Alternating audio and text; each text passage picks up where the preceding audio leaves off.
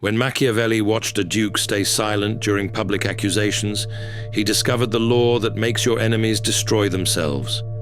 The year was 1503. Duke Valentino stood before the papal court as Cardinal Giuliano hurled accusations of betrayal and murder. The cardinal's voice echoed through the marble halls as he detailed alleged crimes that could mean death or exile. Every eye in the room waited for the duke's defense. Every ear strained for his justification. Every mind expected the desperate scramble of explanations that comes when a man's life hangs in the balance. But Valentino did something that would change Machiavelli's understanding of power forever. He said absolutely nothing. Not a word, not a gesture, not even a shift in his stance. Just cold, calculated silence that seemed to expand and fill the entire chamber. The silence stretched. Seconds felt like minutes. Cardinal Giuliano's confident accusation began to echo back on itself, sounding more desperate with each passing moment. The court, expecting a battle, instead witnessed something far more unsettling. A man so secure in his position that he didn't even dignify the attack with a response. Within an hour, Cardinal Giuliano was questioning his own accusations. Within a day, he was apologizing. Within a week, he was defending the very man he'd tried to destroy. Machiavelli called this the law of destructive defense. And today, I'm going to show you exactly how this 500-year-old principle can flip any confrontation in your favor. Because what Valentino understood, and what most people never learn, is that the moment you defend yourself, you've already lost the psychological war. Because here's what Machiavelli discovered that modern psychology now proves. When you defend yourself, you're not actually defending. You're surrendering control of the narrative to your attacker. Dr. Robert Cialdini's research at Arizona State University confirms what Machiavelli observed centuries ago. The moment you justify your actions, your brain triggers what psychologists call cognitive subordination. You literally place yourself beneath the person questioning you. It's a neurological hierarchy that happens in microseconds, but the social consequences last for hours, days, sometimes years. Think about it from an evolutionary perspective. In our tribal past, the person who had to explain themselves was usually the one caught doing something wrong. The alpha didn't explain. The alpha was beyond explanation. So when you jump into defensive mode, you're triggering ancient social programming that marks you as subordinate. But here's what's even more fascinating, and this is where Machiavelli was centuries ahead of his time. Your attacker's brain is also following ancient programming. They're expecting submission. They're prepared for a fight. What they're not prepared for is complete indifference to their attack. When you don't defend, you break their psychological script. Their brain starts scrambling for a new framework to understand what's happening. And in that scrambling, they often reveal far more about themselves than they intended. But that's not the most devastating part.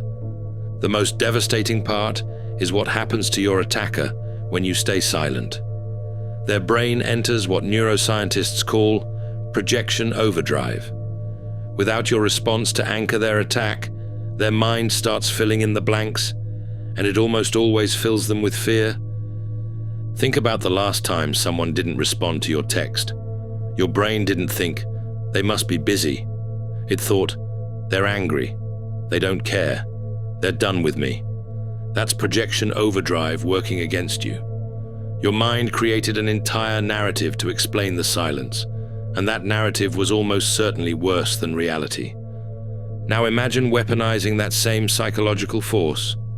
Dr. Amy Cuddy's research at Harvard Business School shows that when people encounter unexpected silence in confrontational situations, their stress hormones spike by up to 400%. Their cortisol floods their system. Their fight or flight response activates. But here's the twist. They have no clear target for that response. You've given them nothing to fight against. So their nervous system turns on itself. They start second-guessing their own words. They begin wondering if they misread the situation. They question whether they're the one who looks foolish. Imagine you're in a heated argument with someone, and instead of defending yourself, you simply stare at them with calm curiosity. Watch what happens to their confidence. Without your defensive response to feed on, their attack loses momentum. They start repeating themselves. Their voice gets higher. They begin looking around for validation that never comes. This is projection overdrive in action, and you can trigger it in any confrontation simply by refusing to play defense. But here's where it gets psychologically brutal. The longer your silence extends, the more their imagination works against them. They start assuming you know something they don't. They wonder if you're planning retaliation.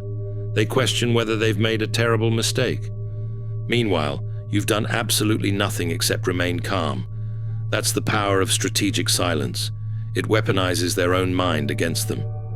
Machiavelli identified 3 pillars that make this law devastatingly effective, and understanding each one will transform how you handle conflict forever. Pillar 1. The authority transfer. When you defend yourself, you automatically grant the other person authority to judge you. You're saying, "Your opinion matters enough that I need to change it." But think about what this means psychologically. You've just announced to everyone present that this person has the power to put you on trial. But when you stay silent, you force them to question their own authority to attack you. They start wondering, why isn't he responding? Does he not think I'm worth responding to? Is he so far above this that my words don't even register? This is what Machiavelli called the crown of silence, when your lack of response makes others question whether they have the right to challenge you in the first place. Pillar 2. The emotional imbalance. Defense is emotional. Silence is strategic. The person who stays calm while others lose control appears stronger, regardless of who's actually right. Machiavelli wrote, "The prince who never shows disturbance cannot be disturbed." But here's the deeper psychology. Humans are pack animals, and we instinctively follow the calmest person in the room during chaos. When you remain still while someone else is emotional, you automatically become the unofficial leader of any group watching the exchange. This isn't about being right or wrong anymore. It's about who commands respect through their presence alone. Pillar 3. The narrative. Flip. Here's the killer move. Your silence doesn't just protect you, it redirects all attention onto your attacker's behavior. Suddenly, the room isn't judging your alleged wrongdoing. They're judging their emotional outburst against your composed silence. The audience starts asking different questions. Why is this person so invested in getting a reaction? What do they gain from this? Are they always this aggressive? Your attacker has accidentally made themselves the subject of scrutiny instead of you. This is psychological jujitsu at its finest, using their own force to throw them off balance. Let me show you how this plays out in 3 critical battlefields where most people lose power every single day. The workplace power play. Sarah, a marketing director, was publicly criticized in a board meeting. "Your campaign failed because you didn't listen to input," her colleague David said, trying to embarrass her in front of executives. This wasn't about the campaign. This was David positioning himself as her superior in front of people who could promote him. Old Sarah would have launched into explanations, data justifications, blame deflection. She would have pulled up spreadsheets, cited market research, explained external factors. Every word would have made her look more defensive and desperate. Instead, she applied Machiavelli's law. She leaned back, maintained eye contact with David, and said nothing for 12 seconds. The room felt the tension. Then calmly, "I see you feel strongly about this." The room shifted. Her attacker, expecting a fight, was left swinging at air.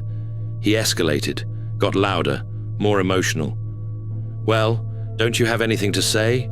Can't you defend your own work?" By the end of the meeting, the executives were questioning his professionalism, not her campaign results. 3 months later, Sarah got the promotion David was hoping for, because she'd demonstrated something more valuable than being right. She'd shown she couldn't be shaken. The social assassination attempt at a dinner party. Someone tried to humiliate Marcus with, "You always act like you're better than everyone here." Classic social dominance attempt designed to knock him down in front of the group. Instead of defending his character or explaining his behavior, Marcus did something that left his attacker speechless. He smiled slightly and asked, "What makes you say that?" No defense, no counterattack, just genuine curiosity about their emotional state. The attacker, realizing they'd revealed more about their own insecurities than about Marcus, quickly changed the subject. The group spent the rest of the night treating Marcus with newfound respect, and his attacker with subtle pity. The family manipulation game. During a family gathering, Jennifer's mother tried her usual guilt manipulation. "You never call anymore. I guess your family doesn't matter to you now that you're successful." Old Jennifer would have fallen into the trap, explaining her busy schedule, listing the last time she called, defending her love for her family. Instead, she paused, looked at her mother with compassion, and said, "I can hear that you're feeling disconnected from me. What would help you feel more loved?" She didn't defend against the accusation. She addressed the emotional need underneath it. The result? Her mother broke down and admitted she was feeling lonely and forgotten. What started as an attack became a moment of genuine connection. This is the difference between reactive defense and strategic response. One keeps you trapped in their emotional frame. The other elevates the entire interaction. But here's where Machiavelli's law gets truly dark. When you master this technique, you don't just defend against attacks, you start hoping for them. Because every time someone tries to diminish you and fails, your social status actually increases. You become known as someone who can't be rattled, can't be broken, can't be manipulated. People start treating you differently. They speak more carefully around you. They seek your approval more eagerly. They fear your judgment more deeply. This is what Machiavelli called the paradox of invulnerability. The more people try to attack you and fail, the more powerful you become. But here's the psychological trap that most people fall into. They get addicted to this power. They start seeking out conflicts just to demonstrate their unshakable nature. They become cold, distant, unreachable. They mistake emotional unavailability for strength. Don't make this mistake. The goal isn't to become a sociopath who never responds to anything. The goal is to choose your battles strategically. Some attacks deserve silence. Others deserve strategic engagement. The key is knowing the difference. Machiavelli understood that true power isn't about being unmovable. It's about being unpredictable. Sometimes you're the mountain that can't be shaken. Sometimes you're the avalanche that buries your enemies. The uncertainty keeps people off balance and respectful. But when you do choose silence, make it count. Make it so memorable that people think twice before challenging you again. Here's your execution framework. I call it the DREAD method. Master these 5 elements, and you'll never lose a psychological confrontation again. D. Delay response. Never react immediately. Take at least 3 to 5 seconds of complete silence. This alone will unnerve most attackers and show everyone you're in control of your emotions. But here's the advanced technique. Use your eyes during this delay. Don't look away. Don't look down. Maintain steady, calm eye contact that communicates you're processing their words, not avoiding them. Count to 5 in your head. Let them feel the weight of their own words hanging in the air. This pause does something powerful. It separates you from the emotional energy they're trying to transfer to you. R. Remain physically still. No fidgeting, no defensive posture, no nervous laughter. Your body language should communicate absolute calm. Machiavelli wrote, "The body that does not flinch reveals a mind that cannot be conquered." Plant your feet, relax your shoulders, keep your hands visible and still. If you're sitting, don't lean forward defensively. Lean back slightly, which subconsciously communicates that you're not threatened by what they're saying. Most people's bodies betray them during confrontation. They close off, they tense up, they make themselves smaller. Do the opposite. Take up space. Breathe deeply. Your physical calm will amplify the psychological impact of your silence. E. Engage with questions, not answers. If you must speak, ask about their emotional state, not their claims. Why does this upset you so much? What outcome are you hoping for here? This flips the psychological dynamic completely. The beautiful thing about questions is they force the other person to think instead of react. They shift from attack mode to explanation mode. And once someone is explaining themselves, they're no longer in control of the interaction. Advanced move. Ask questions that make them examine their own motivations. What would need to happen for you to feel satisfied with this conversation? Now they have to think about what they actually want, which often reveals that they just wanted an emotional reaction from you. A. Allow them to overextend. Silence makes people uncomfortable. They'll often escalate, repeat themselves, or reveal their true motivations. Let them. Each word they speak without your response makes them look more desperate. This is where most people make the mistake of jumping in too early. They see the other person getting more agitated and feel compelled to calm things down. Don't. Let them show everyone in the room who they really are when they don't get the reaction they want. The psychology here is brutal, but effective. People who can't handle silence often can't handle power. When they overextend, they're demonstrating their emotional instability to everyone watching. You don't need to point this out. It becomes obvious. D. Deflect through redirection. When you finally speak, don't address their attack directly. Address the bigger picture. This seems like something we should discuss privately, or I can see you're passionate about this. This is advanced psychological warfare. You're not giving them the satisfaction of engaging with their accusations, but you're also not completely dismissing them. You're treating them like a child having an emotional outburst, with patience, but not with respect for their tantrum. The redirect also gives you control over what happens next. You're setting the terms for any future engagement, which puts you in the dominant position psychologically. Now, in personal relationships, this requires surgical precision. You're not trying to win against people you love. You're trying to break toxic patterns of manipulation and emotional blackmail. When your partner says, "You never listen to me anymore," the natural response is to prove that you do listen, to list examples, to defend your listening habits. But this validates the emotional frame that you're on trial. Instead, try this. I hear that you're feeling unheard. What would help you feel more connected? You didn't defend your listening skills. You didn't accept blame. You redirected towards solution and connection. This is Machiavellian compassion, strategic kindness that elevates both people instead of diminishing one. But here's where it gets more complex in intimate relationships. Your partner might escalate when you don't defend yourself the way they expect. They might say, "See, you don't even care enough to defend yourself. This proves you don't love me."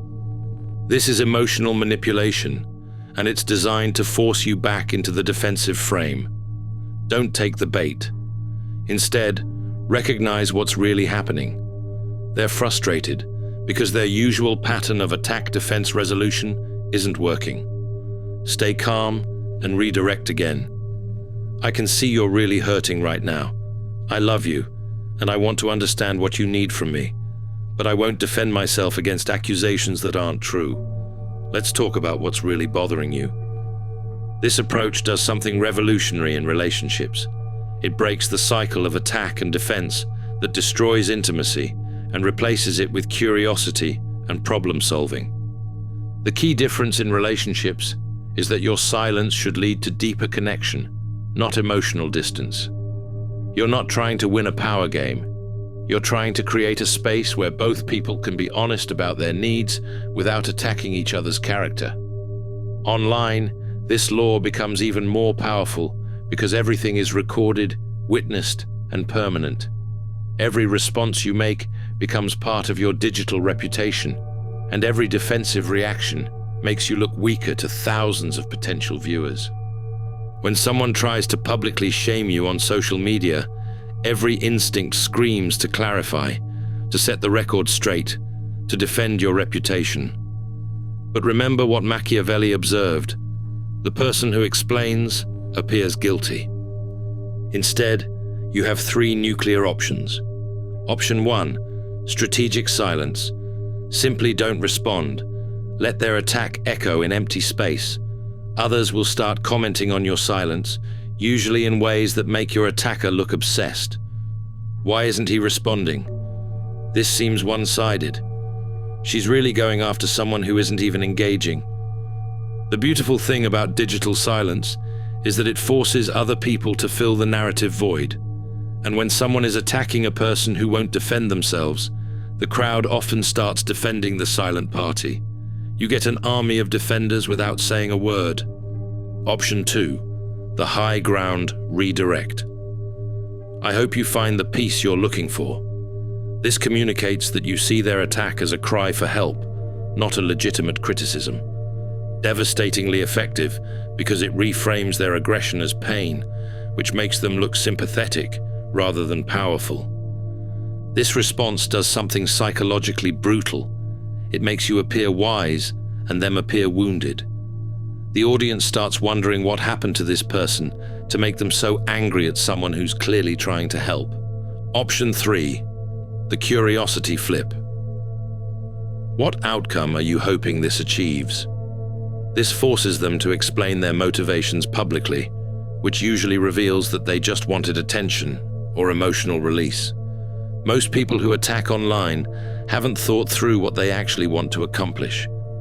When you force them to articulate their goals, they often realize how petty or vindictive they sound. This question puts them in the position of having to justify their attack, which immediately weakens their position. But here's the advanced digital strategy. Screenshot everything before you respond.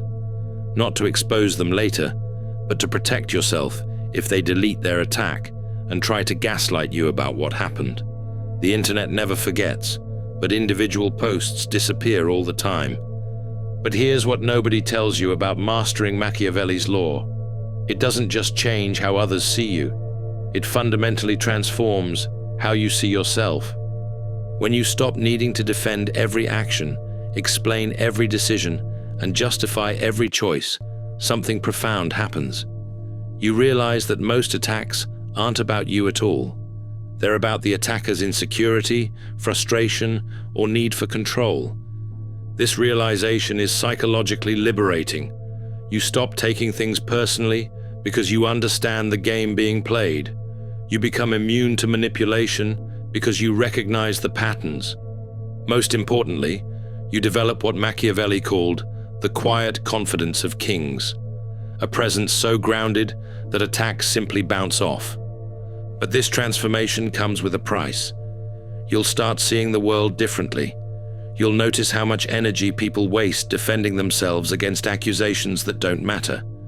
You'll watch friends and colleagues get pulled into emotional battles that only diminish them. You'll see through manipulation attempts immediately. Someone will try to bait you into a defensive response, and you'll recognize the tactics so clearly that you almost feel sorry for them. It's like watching someone try to pick a lock with a rubber band, pathetic and ineffective. This new awareness can be isolating. You'll realize that most social interactions involve people unconsciously trying to establish dominance through subtle attacks and defenses. Once you see the game, it's hard to unsee it. But here's the gift in this awareness. You become genuinely unflappable. When someone tries to insult you, upset you, or manipulate you, you feel nothing but curious detachment. You watch their strategy unfold with the same interest you might have watching a chess match between strangers. This isn't coldness, it's clarity, and that clarity becomes your greatest strength. There are 3 levels of mastery with this law, and understanding where you are will help you progress to true psychological invulnerability. Level 1, defensive silence. You resist the urge to defend yourself. This alone will transform 80% of your confrontations. At this level, you're still feeling the emotional impact of attacks, but you're disciplined enough not to react. You might be screaming inside, but you stay quiet on the outside. Most people never get past this level because it's uncomfortable. Your body wants to fight back. Your emotions want validation. Your ego wants vindication, but you hold back because you intellectually understand the strategy. This level is about building the habit of not reacting. Practice with small slights first. The coworker who takes credit, the friend who makes a backhanded comment, the family member who criticizes your choices. Train yourself to pause instead of react. Level 2. Strategic redirection. You use questions and curiosity to flip the psychological dynamic. This is where you start gaining power from attacks instead of just surviving them. At this level, you're not just staying silent, you're actively taking control of the interaction. You've learned to see attacks as opportunities. When someone tries to diminish you, you feel a moment of excitement because you know you're about to demonstrate your psychological superiority. You redirect their energy, ask probing questions, and make them explain themselves. This is where you start enjoying confrontations because you know you can't lose. Even if they have legitimate criticisms, your calm response makes you appear more mature and thoughtful than them. Level 3. Preemptive positioning. You build such a reputation for unshakable calm that people stop attacking you altogether. They know it won't work, so they don't try. At this level, your mere presence communicates danger to potential manipulators. They can sense that their usual tactics won't work on you, so they either treat you with respect or avoid you entirely. You've become known as someone who can't be rattled, manipulated, or controlled. This is the level where people start asking you for advice about dealing with difficult people. They see how you handle conflict and want to learn from you. You've become the calm eye in other people's storms. But here's the secret that separates level 3 masters from everyone else. They know when to break their own rule.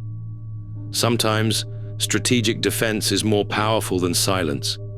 The key is choosing consciously rather than reacting unconsciously. But I need to give you a warning about this power. Once you master Machiavelli's law, you'll start seeing weakness everywhere. You'll watch people defend themselves unnecessarily and feel a mixture of pity and superiority. You'll see through manipulation attempts before they fully form. You'll predict how confrontations will end based on who stays calm and who gets emotional. This knowledge is isolating. You'll realize that most people are operating from a place of insecurity and reaction, not strategy and intention. Use this power responsibly. Don't become the cold, calculating person who never shows vulnerability. The goal isn't to be emotionless, it's to be strategic about when and how you engage emotionally. There's a danger in becoming too skilled at this. You might start to lose empathy for people who can't control their emotional reactions. You might begin to see all human interaction as a game to be won rather than an opportunity for genuine connection. Remember, just because you can psychologically dominate someone doesn't mean you should. Save this weapon for people who are genuinely trying to harm you, not for every person who's having a bad day and takes it out on you. The most dangerous version of yourself is the one who uses Machiavellian tactics on everyone, all the time. You'll win every battle and lose your soul in the process.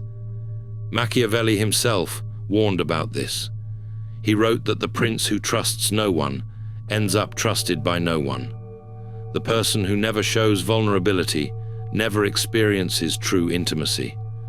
Use this law to protect yourself from manipulators, bullies, and power-hungry colleagues.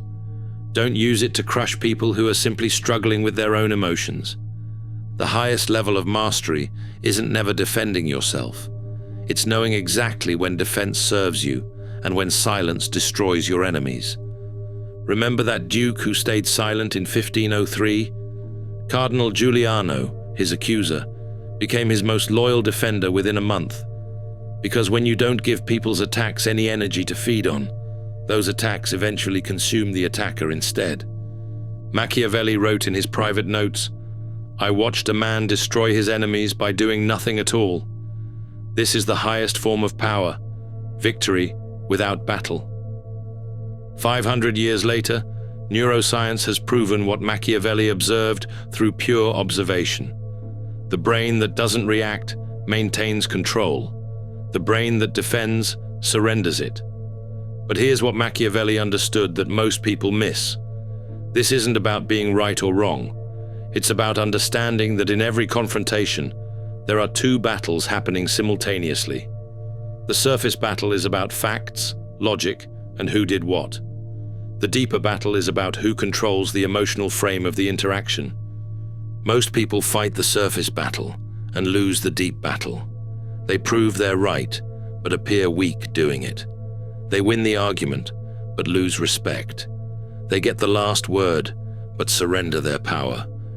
Your enemies are hoping you'll fight them. They're counting on your emotional reaction to justify their attack and validate their position. They want you to get defensive because a defensive person looks guilty even when they're innocent. Disappoint them. Stay silent. Stay strategic. Stay in control. Because the moment you stop defending yourself, you force the world to defend you instead. And that's when you realize that Machiavelli's greatest law wasn't about politics or power. It was about understanding the one truth that changes everything. The strongest position is not having to take one. The Duke knew this. He understood that silence isn't the absence of power, it's the presence of absolute confidence. When you know who you are, other people's opinions become irrelevant. When you're secure in your choices, other people's criticisms become amusing. That's the real transformation this law offers.